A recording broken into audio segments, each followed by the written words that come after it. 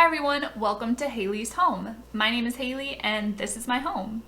So my husband and I, we are on week 3 of our keto journey. I can't believe it's been 3 weeks already. It's just crazy. And I just wanted to take a moment and do a little bit of reflection. And one of the things that I like about our channel is our structure. So I like to keep things easy. I've always been an organizer my entire life. And so having the content where it's pros and cons, resources, and then our weight and body fat change just makes sense to me. And I like the flow of it. What's missing from our content is the inspiration and the differences there. So what I'd like to do is in our resources section, you're gonna see people that inspire us. So I'm gonna add that in. I think that it's a piece that will really help build my content and also be fun for me to keep a lookout for as each week progresses. So be on the lookout for inspiration from others. I also want to make room for questions. If anybody has questions, this would be awesome to add to our content. Feel free to send me a message, write a comment in the comment section, or if you have a way to message me, feel free to message me. Ask questions. I've had some great ones and I want to include it. Also, if you have recommendations, no keto, if you have a really good book, if you know a YouTuber that has been really helpful, send them my way because I am all ears. I love digging into things. When we get into something, especially Kevin, you research the heck out of that thing. Kevin will spend hours just researching how to do something. If he doesn't know it, he'll find out. And it's really inspired me. His track of digging into things, learning it, doesn't mean that you don't have to be an expert, but you can definitely learn about it. We are all ears in regards to learning information on health and wellness and keto. So with that, Kevin and I are going to jump into our week 3 pros and cons. Okay, week 3. So we just have a very short list of pros and cons this week. To start it off, the headache that I had last week is gone. Thank goodness. So I haven't really experienced that this week. I've been drinking a lot more water, which is great, but I got a headache. So there were probably 2 or 3 days this week where I woke up with a splitting headache just right off the bat. So I had a couple days of taking Tylenol, drank a lot of water. It eventually went away. I don't know if it was part of the keto flu or something else was going on, like I was dehydrated or something, but it's all gone now.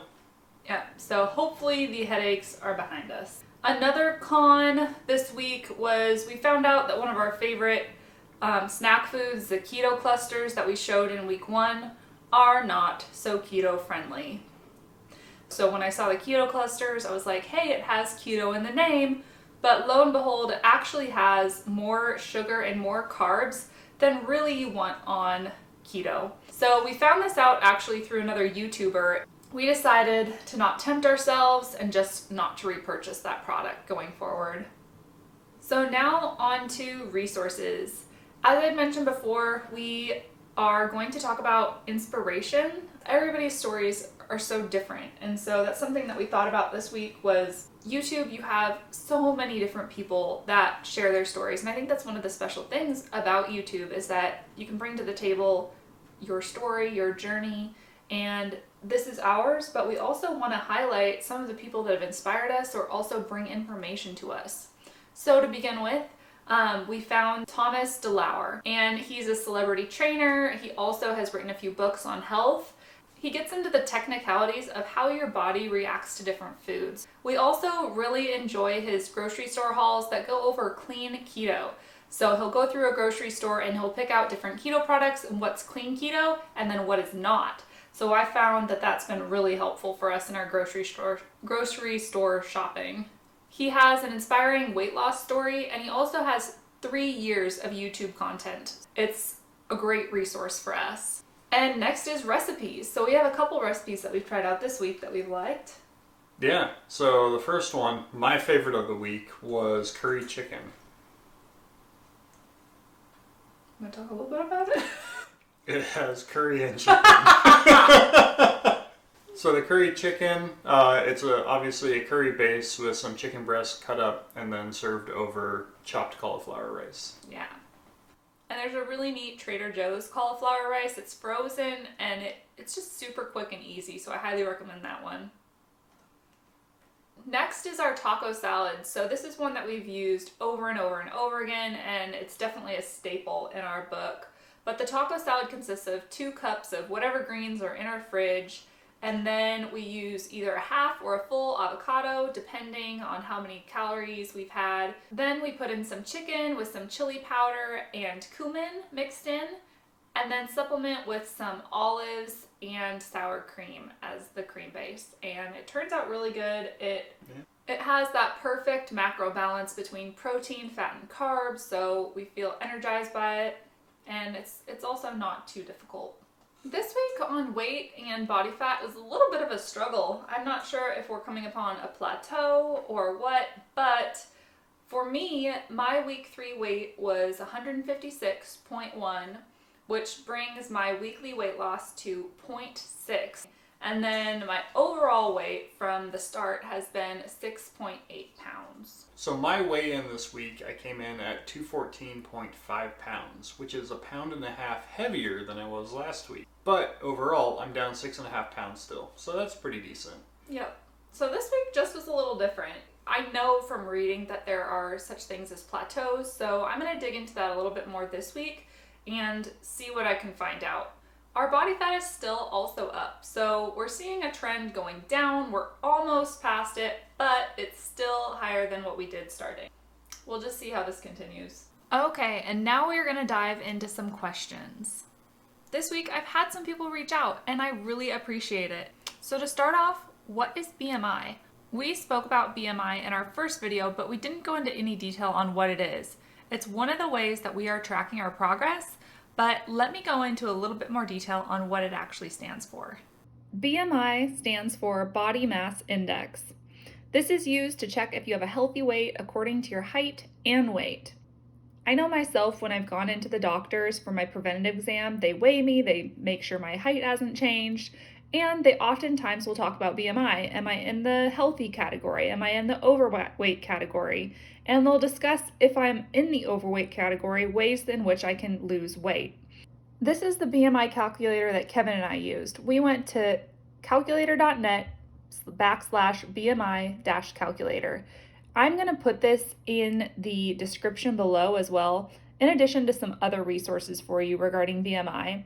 This was a great one. I liked it because it distinguished between male and female. Not every BMI calculator will do that, but this one did. And I really like that because women tend to have more body fat on them, and this one does take that into account.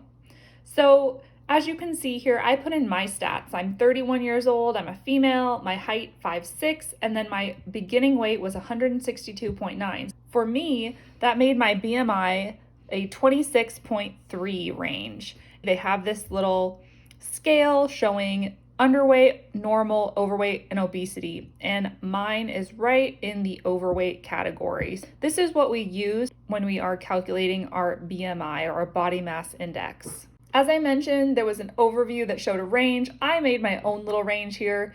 Yes, I did draw that. That's about as creative as I get in regards to drawing. But underweight is anything 18.5 and under. 18.5 to 24.9 is normal. 25 to 29.9 is overweight. And then anything over 30 is classified as obese. Now, one thing to keep in mind is that not all health professionals believe that this method of BMI is useful. One thing that BMI does not take into account is muscle mass, and that is huge. If someone has a lot of muscle, that weighs more than fat.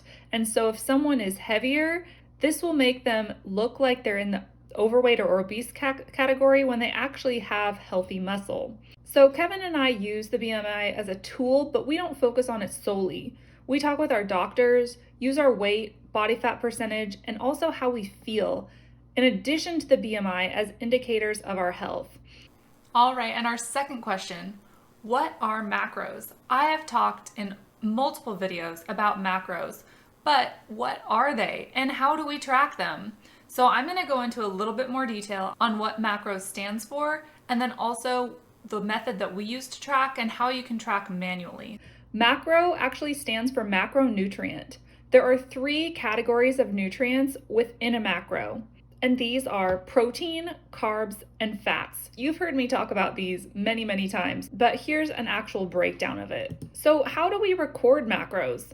Well, if we were to do it just based off of nutrition facts alone, if we take a look at the back of a bag, here these are cheese wisps that we got at Costco. I actually personally am not a fan of cheese wisps, but I had the bag close by, so I'm using this as my example. See here that it shows that a serving is about 23 crisps or 23 little cheese wisps. That's what they're basing this information off of. So you can see amount per serving. And so one serving is 150 calories. Now we're gonna go into the macros, and you can see I've highlighted fat. Fat is 10 grams. So I wanna make sure when I am recording my macros for the day that I am accounting for these things that are highlighted. Then we can jump down to total carbohydrates. This is 1 gram, and then protein is 13 grams. Could write this all down and do it manually, but that's a lot of work and not something that either Kevin and I are up for. Instead, we use the Carb Manager app, and this is a great tool. I've talked about it in my earlier videos, but we highly recommend it. And it makes it a lot simpler.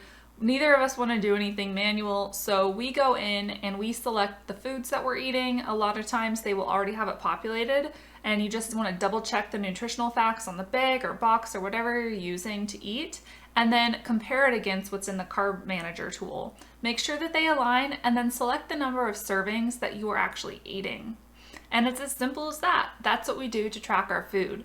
The only other thing that I could say in regards to tracking our food is when weighing, to make sure you are recording the correct serving size, we use a small scale.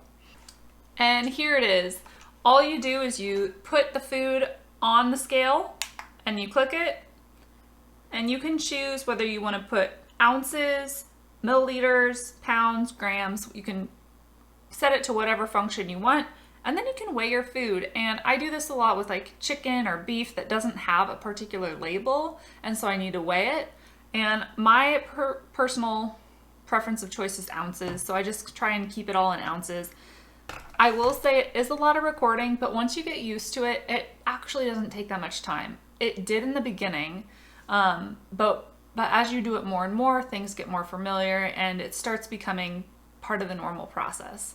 So that's what I can say in regards to our tracking. And it's now, we're on week 3, becoming part of the norm. And it also has opened our eyes into how much we used to eat. So without recording anything, our portion sizes were a lot bigger.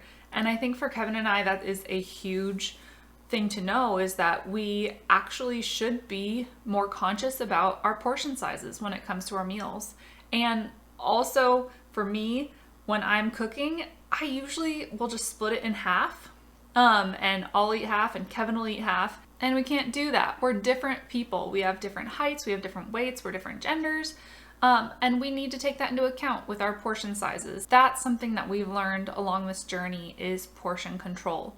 And also really digging into our foods and knowing the nutrition that is put into them.